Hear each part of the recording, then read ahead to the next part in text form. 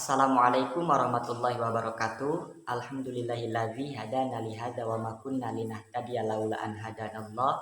Asyhadu an la ilaha illallah wahdahu la syarikalah wa asyhadu anna Muhammadan abduhu wa rasuluh la nabiyya ba'dah. Puji syukur marilah kita panjatkan kehadirat Allah Subhanahu wa taala karena atas limpahan nikmat dan karunia-Nya alhamdulillah kita masih diberi kesempatan untuk melaksanakan thalabul ilmi. Salawat serta salam mudah-mudahan tetap tercurah limpahkan kepada Nabi kita umat Islam, yakni Nabi besar Muhammad Sallallahu Alaihi Wasallam, kepada keluarganya, para sahabatnya, dan mudah-mudahan sampai pula kepada kita semua selaku umatnya. Amin ya robbal alamin. Sebelumnya yang saya hormati Ibu Hajah Dr. Ida Farida CHMPD selaku dosen pengampu mata kuliah Filsafat dan Sejarah Kimia serta rekan-rekan mahasiswa semester 3 program studi pendidikan kimia UIN Sunan Gunung Jati Bandung. Dalam kesempatan ini, perkenalkan saya Yusuf Hidayat, mahasiswa semester 3 program studi pendidikan kimia UIN Sunan Gunung Jati Bandung akan mempresentasikan hasil report book chapter tentang sejarah alkimia, yang mana dalam hal ini materi yang akan saya jelaskan yaitu alkimia dan kimia di zaman transisi. Baiklah, untuk mengoptimalkan waktu, langsung saja kita ke pendahuluannya, yang mana alkimia di akhir abad pertengahan Eropa membawa banyak risiko. Gereja Katolik Roma sangat menentang praktik alkimia pada saat itu.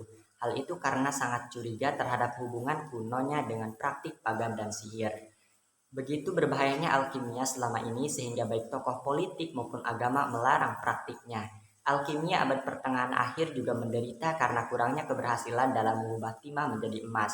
Salah satu usahanya yang paling menonjol. Seperti kita ketahui bahwa salah satu upaya yang terus dilakukan oleh alkimia pada zaman transisi yaitu mengubah timah menjadi emas. Namun, seiring berjalannya waktu, keraguan tentang kemungkinan transmutasi meningkat. Meskipun pada dasarnya beberapa alkemis terus berupaya dengan gigih dalam pencarian mereka. Transisi dari alkimia yaitu adanya obsesi terhadap 4 elemen yang dikemukakan oleh Aristoteles, pencarian obat mujarab kehidupan, transmutasi logam dasar menjadi emas, kimia modern pada abad ke-17 bukanlah transisi yang mulus. Kemudian kimia akhirnya menemukan bentuknya yang modern dan dapat dikenali pada awal abad ke-18, khususnya dalam diri ahli kimia Prancis Antoine Lavoisier.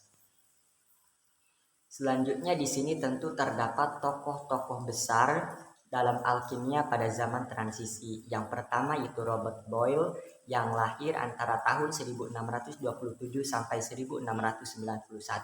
Beliau berasal dari keturunan sejahtera dan menjadi keturunan keluarga pemilik tanah Inggris di Irlandia yang telah menjajah pulau itu pada abad ke-16. Karir ilmiah Boyle tentunya didorong oleh kekayaan keluarganya. Dia dibimbing secara pribadi dan kemudian dikirim ke sekolah di Eton. Boyle menerima gelar MG kehormatan dari Oxford dan juga menjadi anggota Royal Society, yaitu sebuah asosiasi sains terkemuka di Inggris. Kemudian dia juga menjadi pusat penelitian dan penyelidikan kimia, yang mana menjalankan laboratorium pribadinya sendiri, kemudian mengawasi eksperimen orang lain, dan menawarkan lebih banyak penemuan untuk melakukan penelitian mereka sendiri.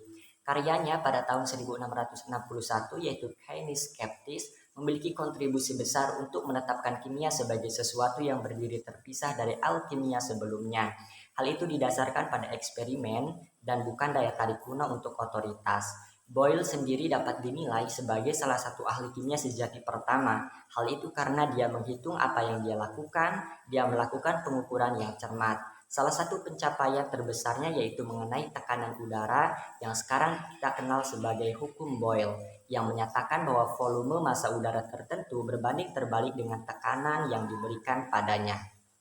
Selanjutnya tokoh yang kedua yaitu Isaac Newton. Meskipun Isaac Newton saat ini terkenal karena pencapaiannya yang luar biasa dalam fisika, namun ia juga ternyata seorang peneliti yang antusias dalam ilmu kimia, serta mengisi buku catatannya dengan banyak entry tentang berbagai zat seperti merkuri dan antimon. Newton mencurahkan banyak waktu untuk alkimia, membeli beberapa teks alkimia, serta peralatan yang diperlukan. Dalam hal ini, Newton juga memanfaatkan karya-karya yang tidak diterbitkan yang berpindah dari satu alkemis ke alkemis lainnya secara informal.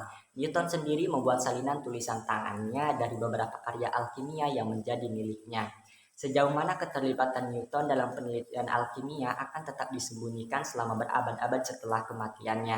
Pada tahun 1900-an, makalah Newton muncul di blog lelang dan beberapa dibeli oleh ekonom terkenal John Maynard Keynes. Dari kertas-kertas ini dan kertas-kertas Newton lainnya yang dia kumpulkan, Keynes menemukan sisi Newton yang hampir tidak diketahui sejarah.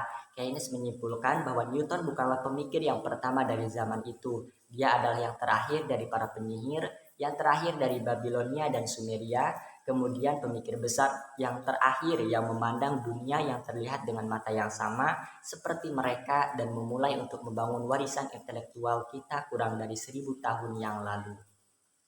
Selanjutnya, alkimia dalam era intelektual. Pada abad ke-18 terlihat munculnya pendekatan modern untuk ilmu pengetahuan, yang mana penemuan dibagikan secara bebas oleh para ilmuwan dengan rekan-rekan mereka. Selain itu, masyarakat ilmiah juga didirikan dengan dukungan pemerintah di seluruh Eropa. Salah satu kemajuan revolusi yang paling awal adalah mengidentifikasi bahan kimia yang berbeda sebagai bahan yang berbeda dengan sifat uniknya sendiri. Semangat zaman baru ini diperlihatkan oleh orang Prancis yaitu Antoine Lavoisier yang lahir pada tahun 1743 sampai 1794. Ketertarikannya pada kimia dimulai ketika dia masih di sekolah umum. Lavoisier terus mendemonstrasikan melalui eksperimen yang bertentangan dengan kepercayaan alkimia bahwa air tidak berubah menjadi bumi saat dipanaskan dalam waktu yang lama. Eksperimen ini berhasil menetapkan prinsip kekekalan massa, yaitu salah satu prinsip dasar kimia. Pada tahun 1775, Lavoisier mengidentifikasi oksigen, yaitu gas unik yang sangat mendukung pembakaran dan lebih dari udara biasa. Kemudian setelah itu dia terus mengembangkan eksperimen-eksperimen dan pengetahuannya yang mana sangat berkontribusi besar terhadap ilmu kimia modern saat ini. Selanjutnya kematian alkimia. James Higginbotham yang lahir di London menjadi orang yang dikenal dalam sejarah sebagai James Price. Perubahan nama yang didorong oleh wasiat kerabatnya.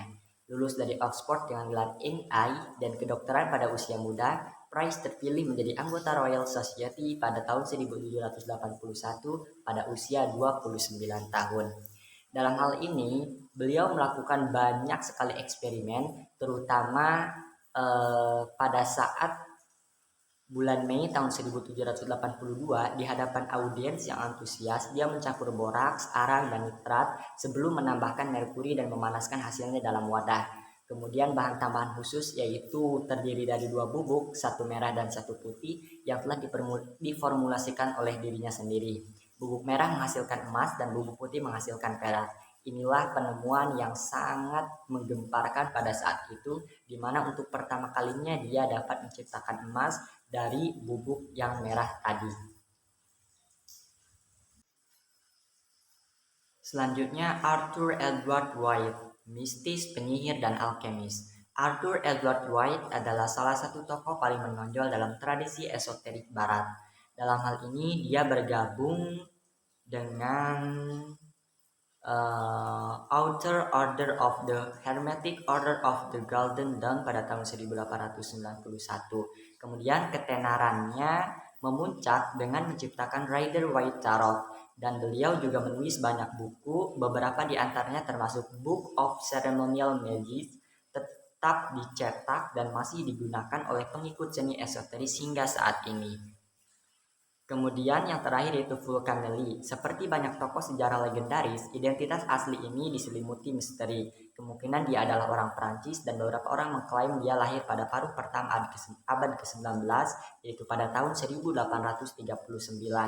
Fulcanelli ini merupakan seorang yang misteri, namun dia juga menulis buku yang mana 2 bukunya yang terbitkan setelah kepergiannya pada 1920-an adalah Lee Meister des Cathedrals dan Les Demeures Philosophers. Keduanya berusaha mengungkap simbolisme alkimia dari monumen penting seperti Katedral Notre Dame dan mengomentari pengetahuan ilmiah dan alkimia abad pertengahan dan Renaissance.